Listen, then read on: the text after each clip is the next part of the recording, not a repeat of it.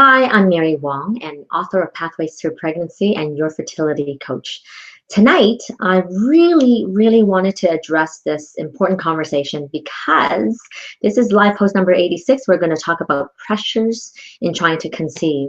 And why I want to talk about this is because on the weekend, as you all might know, Meghan and Prince Harry got married. And what I thought was, oh my gosh, if all eyes on her, then for sure there's going to be a pressure to try to conceive.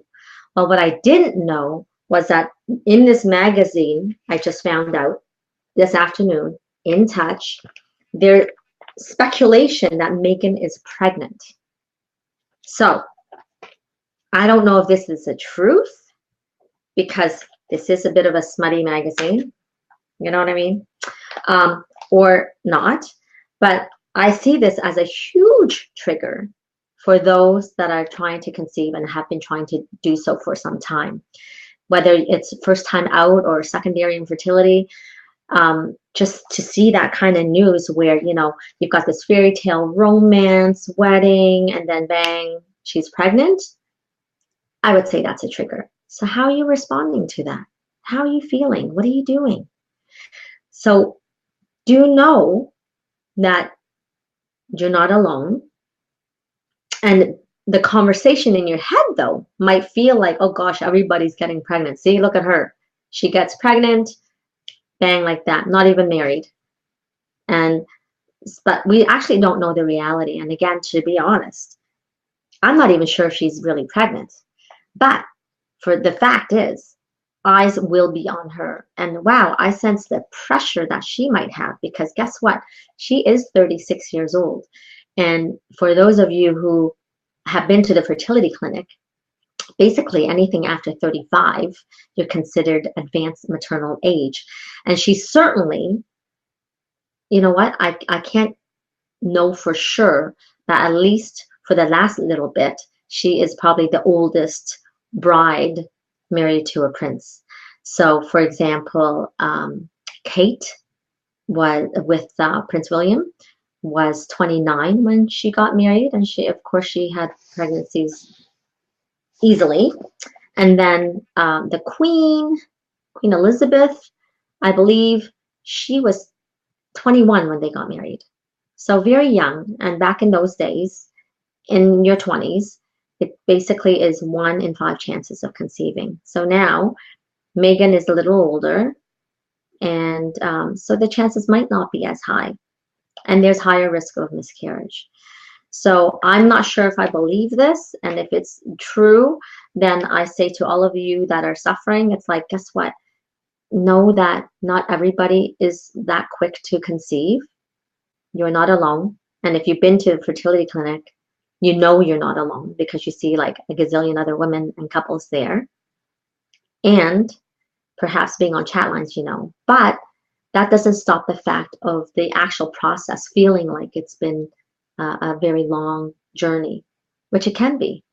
And so really the advice would be to, again, get support that you need, right? Now, the pressures that are there do exist. So from your family, from work, from strangers, and society, because like I say, with this Meghan Markle, basically, as soon as you hit the throne, or not the throne, rather, when you're married, they expect children immediately. And, you know, part of retaining the bloodline, that's royalty blood. That's so important to them. But really, if we look at our personal lives, we all kind of want to foster our genetic line, don't we? That's what, because if we didn't, and if we didn't care about wanting to create the likeness of being, then not many of us would actually go and conceive. And again, on top of that, there's this just natural desire that we have. Sometimes it's from very young, and for other women and couples, it doesn't transcend or it doesn't become evident until later on when there's through a certain trigger that says, hey, all of a sudden I woke up and I want to get pregnant. So I want to say that on top of that, there's this internal pressure, as you know, this internal expectation that we give ourselves. So, for example, if you're 36, you want to be under 40 before you conceive. Or for some, I get my patients and they'll say, oh gosh, I want to be pregnant within 6 months or else. So, creating that kind of timeline increases pressure. And increasing pressure, just imagine the stress that it poses on your body and your mind and how it can impact your little eggs, right? Or impact receptivity. So that's what I have to say about that. And again, just know this is very short because I'm just dealing with this, and it kind of pissed me off that this was here.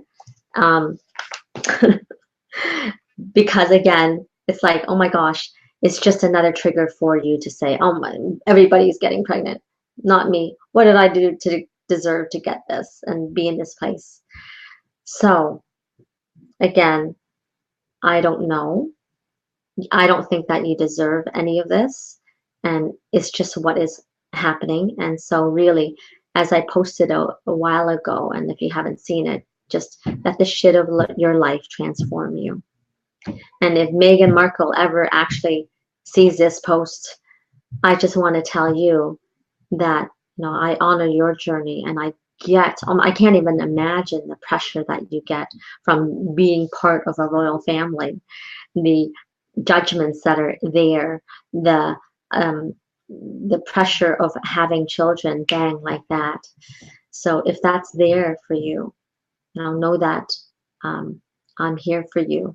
And if you need to reach out, absolutely do so. And there's a community of other people that are in the same boat. So you guys can all reach out, okay? And otherwise, yeah, like there's lots of things that you can do. There's support groups. There is, so I started this live monthly fertility circle, and that is so cool. So I can't wait to do another one on June 3rd, and the community has loved it so far. So I can't wait to do that with you all. Show you some exercises, talk about energy and sustaining it for this coming month.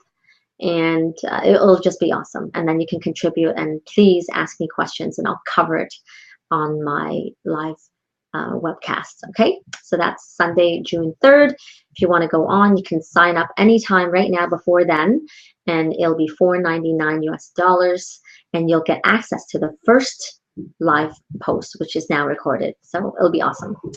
And otherwise, if you don't have my book, pick it up, Pathways to Pregnancy, which, by the way, today I just found out through a practitioner that's in the UK. I'm so excited to hear about this. She calls it My Little Book of Hope, and she's been sharing it with her patients. So I'm so thrilled that we're making an impact. I'm making an impact in the fertility community. So please do share, and let's help everybody be in a better place. Okay, we're all in this together. So have a great night. I'll see you next Wednesday, and I'm really excited about next Wednesday too, because I'm having Dr. Yakov Bentov. I mentioned him in my book, Pathways to Pregnancy.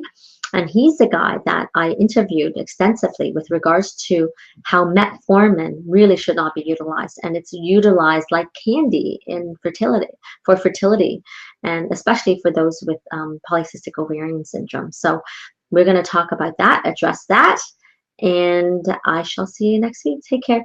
8 p.m. Eastern Standard Time next Wednesday. Thanks. Bye for now.